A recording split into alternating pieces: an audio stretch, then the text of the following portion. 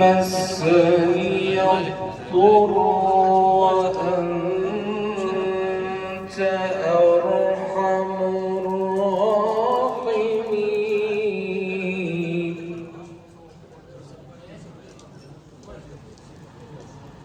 فاستجبنا له فكشفنا ما به من ضر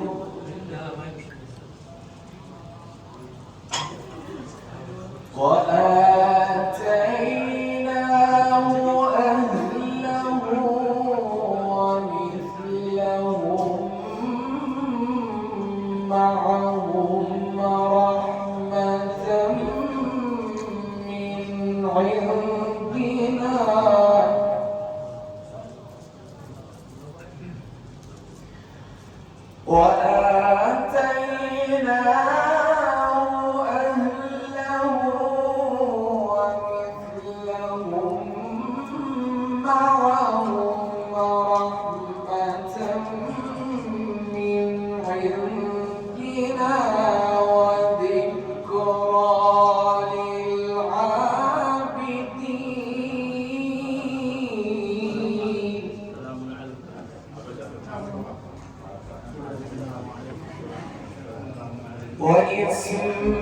وإسماعيل وإدريس وذا الكفل كل من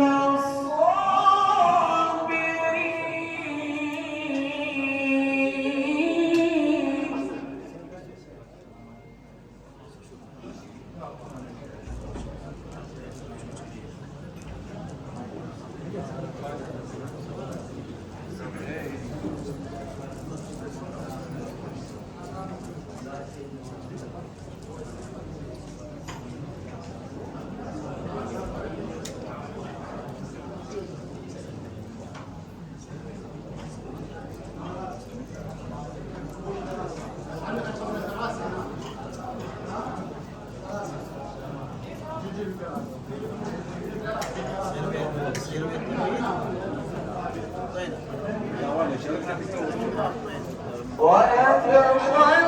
وأدخلناهم في رحمتنا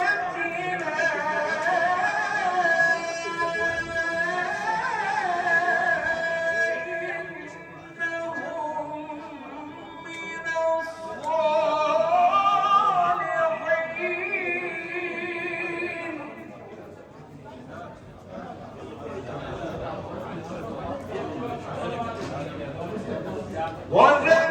وذنون إذ ذهب مغاضبا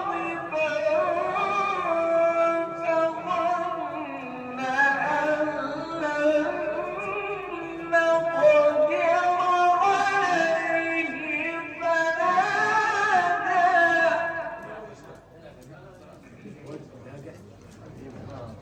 فنادى في الظلمات أن لا إله إلا أنت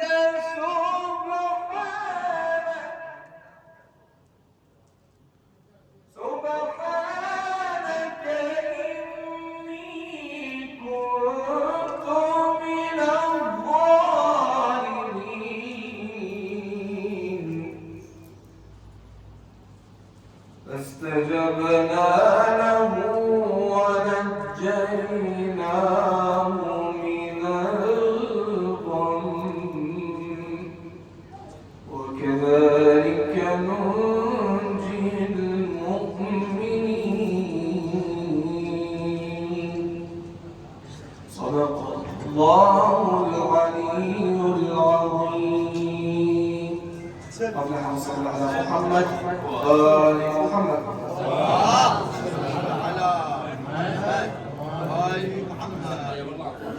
يا الله. بسم الله الرحمن الرحيم. الحمد لله رب العالمين، وأفضل الذكر وأتم التسليم على المبعوث رحمة للعالمين أبي الزهراء محمد وعلى آله الطيبين الطاهرين. السادة والمشايخ الحضور مع حفظ الألقاب والمقامات، السلام عليكم جميعا ورحمة الله وبركاته.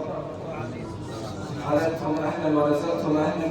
نجتمع هذا اليوم لتكريم ابننا وحبيبنا البرم خادم الإمام الحسين عباس حسن النعماني، تشجيعا له وتكريما له ولحصوله على المراتب المتقدمة ثالثا على العراق في المسابقات التي أقيمت لرواديد.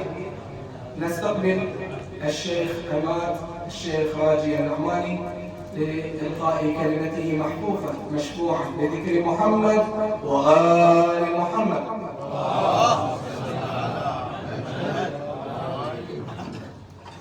بسم الله الرحمن الرحيم، والصلاة والسلام على سيد المرسلين القاسم محمد. أهلا وسهلا ومرحبا بالضيوف الكرام من السادة والمشايخ والحضور والأساتذة، يا أهلا وسهلا ومرحبا. شكرا لحضوركم.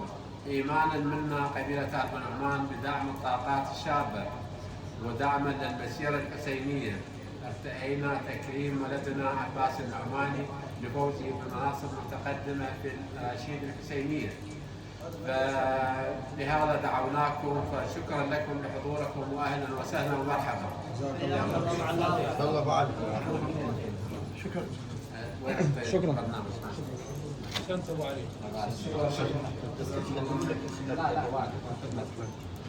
صلى على محمد وآل محمد. نستقبل سماحة الشيخ خالد النعماني لإلقاء كلمته محفوفا مشفوعا بذكر محمد وآل محمد.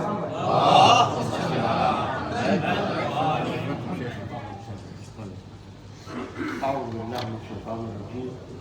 بسم الله الرحمن الرحيم. الحمد لله وصلى الله على سيدنا محمد وعلى آله الطيبين الطاهرين المعصومين. وآل محمد. السادات الأكارم، المشايخ المحترمين، الأساتذة الأفاضل، الحضور الكريم، الضيوف الأعزاء جميعا، السلام عليكم ورحمة الله وبركاته. قال تعالى: بسم الله الرحمن الرحيم.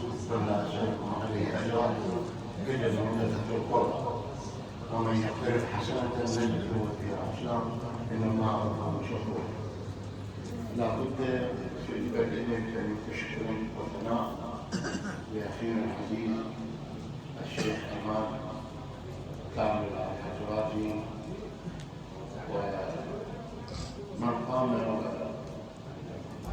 بإحياء هذا المحفل النوراني لافتخار أحد أبناء هذه المنطقة الذي حصل على مرتبة جيدة لاختصاصه.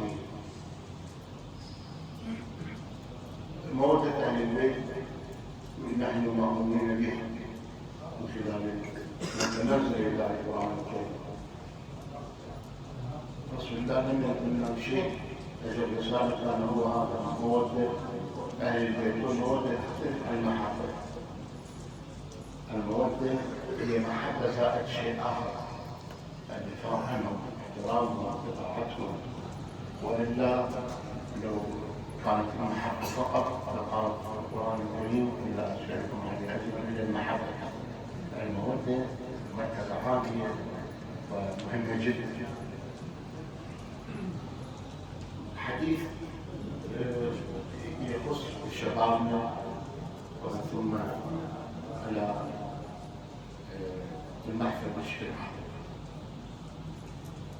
أيها الأخوة، الشباب مملوء طاقات، والله أوضح به طاقات عائلة كبيرة يمكن أن يتعلق إلى عدة درجات.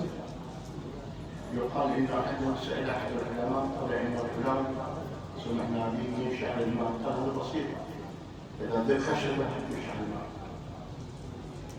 قال الثالث: قال هناك أحد الإخوان المؤمنين هكذا، هو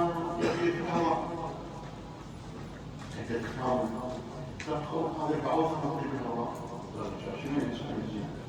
الانسان الجيد يكون مطيع للشغل واجباته تجاه الناس، تجاه نفسه، تجاه الله.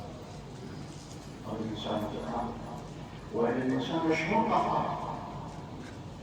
الانسان في بطن امه ويسبح في فضاء من الماء. عند عيون تعبيرنا، عند لسان، عند فم، عند آذان، المستفاد من عند الدين دين. الله سبحانه وتعالى هي حتى يقع الرئيس المنزل. مجرد أن يخرج من هو يصبح مستحيليا. الإنسان يمر طاقات هذه الدنيا بحيث أن يوفر هذه الدنيا من هذه الدنيا والطاقات تموت وياه الله سبحانه وتعالى. اكتشاف هذه الطاقات من مهمة الآباء، من مهمة المدارس، من مهمة المربين على المجتمع أن يكتشفوا طاقات شبابهم. طاقات متنوعة، واحد رسام، واحد فنان، واحد خطاب، واحد شاعر، واحد علميات يكتشف.